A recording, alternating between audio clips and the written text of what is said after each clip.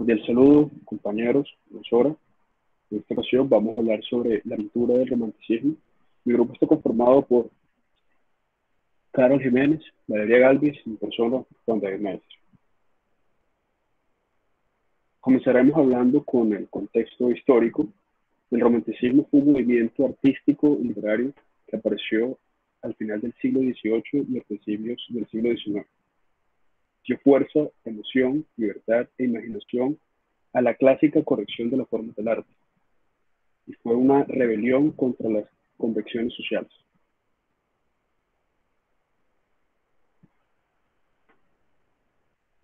Seguimos con el surgimiento del romanticismo. El romanticismo surgió primero en Francia, seguido por Alemania, Reino Unido y España. Fue tan exitoso que se esparció por Occidente, incluidas las Américas. Fue el primer movimiento cultural que cubre a Europa en su totalidad. La Revolución Francesa da los orígenes al romanticismo, gracias al idealismo de libertad, fraternidad e igualdad que lo impulsaba. Sus características generales: el óleo, la acuarela y el grabado y la litografía fueron las técnicas usadas para transmitir sensación de profundidad con dibujo muy marcado. Representó una naturaleza violenta y dramática. Cobró un aspecto nostálgico, incluyendo ruinas y nieblas. Los temas dejaron de centrarse en héroes, dioses y vencedores, para optar por hombres anónimos, masas populares, supervivientes y derrotados. Las figuras se aprecian perfectamente iluminadas con luz diáfana, luminosa o difusa. Prima el color y la luz sobre la línea y el contorno como agente emocional de primer orden. El color expresa la personalidad del autor. Representan la brutalidad de la guerra, plasmando gestos dramáticos frente a la quietud y la serenidad clasista. Bueno, a continuación tenemos los periodos del romanticismo, que son tres: el prerromanticismo, el apogeo romántico y el postromanticismo. En el prerromanticismo se fue influenciado por este movimiento que es llamado el rococó, en el que se exaltaban estas ruinas y que la poesía, una visión muy idealista del paisaje. Se representaban escenas muy nocturnas de cementerios, habían otros paisajes que representaban pasión y sentimiento. En el apogeo romántico fue ese momento de cumbre o ese pico en donde la pintura romántica se dio entre 1820 y 1850, en donde predominaron estos temas hacia la historia moderna, es decir, una diferente concepción del paisaje que se tenía. Y en este apogeo romántico, Francia fue ese escenario principal que destacó este periodo. Y en el post-romanticismo, que fue comprendido entre los años 1850 a 1870, se debilitó este movimiento y se fue dando a otra apertura a nuevos movimientos, como por ejemplo en América Latina el costumbrismo.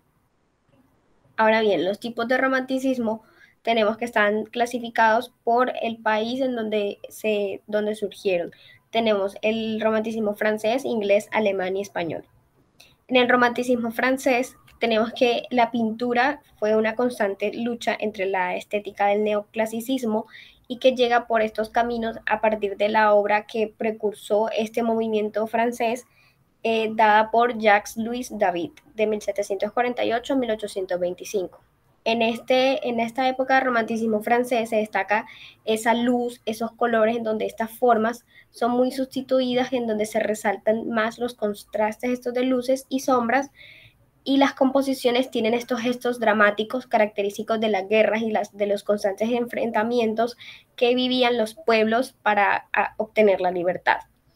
Aquí tenemos la obra precursora, que es La libertad guiando al pueblo, que es un cuadro pintado por Eugène Delacroix en 1830 y conservado en el Museo del Louvre de París.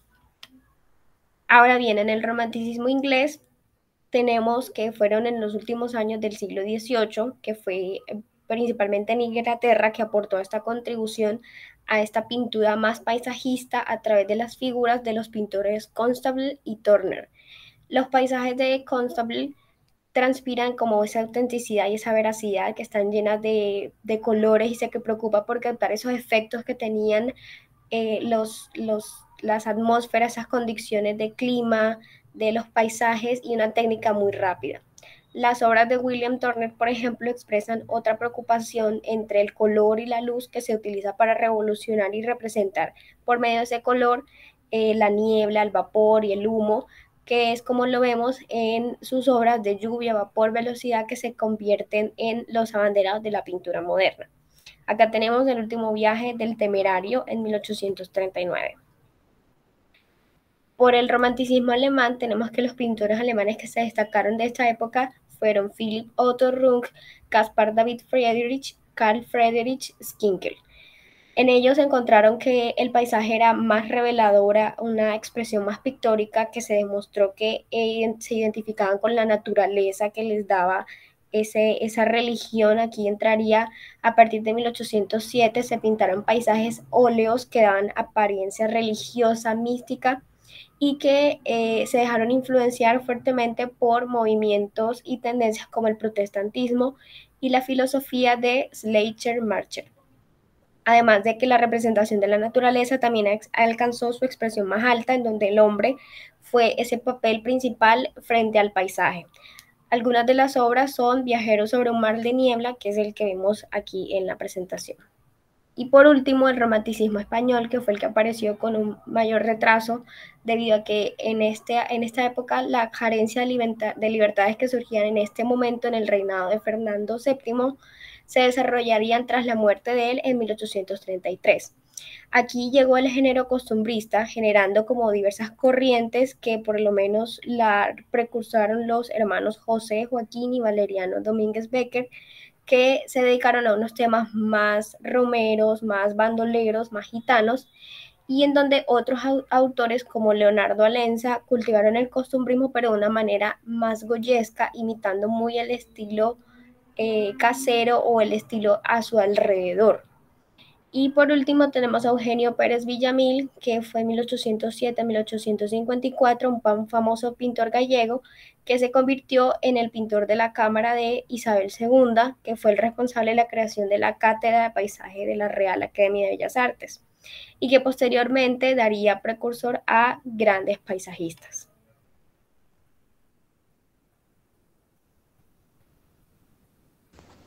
Bueno, en primera obra tenemos el beso de Francesco Hayez. Este cuadro fue pintado en 1856 por el artista italiano Francesco, que fue nombrado director de la Academia de Bellas Artes en Brera en 1850. La siguiente es La bolsa de Medusa de Teodoro Géricault.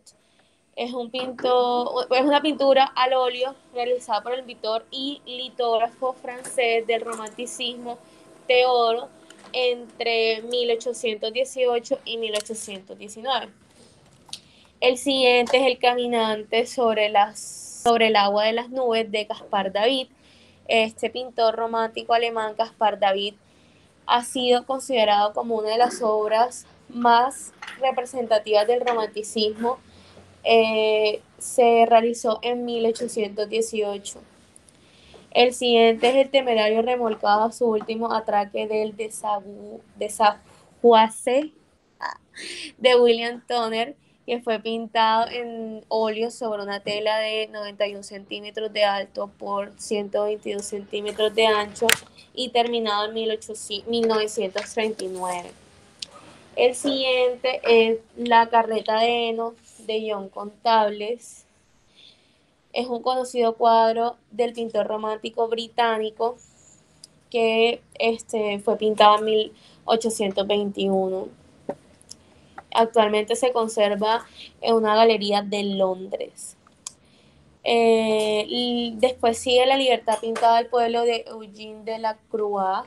Es un cuadro pintado por una francesa, Eugène, en 1833 y conservado en el Museo de París, y es uno de los más famosos de la historia, ya que este lienzo simboliza la revolución que hubo el 28 de julio de 1930, cuando el pueblo francés se levanta en armas contra el rey Carlos 10 en Francia. El siguiente es Los niños de Husselbeck de Philipp Otto. Esta obra es famosa de él ya que muestra a los hijos de su socio Daniel Runge, que es un empresario de esa época. El que le sigue Dido construye Cartago de William Turner. Esta pintura es una de las obras más importantes de Turner, ya que fue muy influenciada por su luminoso paisaje. Le sigue El mar de hielo de Caspar. Es una pintura al óleo que muestra un náufrago en el Ártico, hecha por el pintor romántico alemán Caspar David. Esta pintura era conocida como el mar polar antes de 1827, pero la obra fue expuesta por primera vez en una exhibición de la Academia de Praga en 1827 y pues se cambió el nombre al Mar de Hielo. Y por último tenemos la cátedra de Chartres de Camille Cortot, que se realizó, ella la había hecho en 1930, pero nuevamente lo rehizo en 1972 y actualmente también se encuentra en el Museo de París de Louvre. Gracias.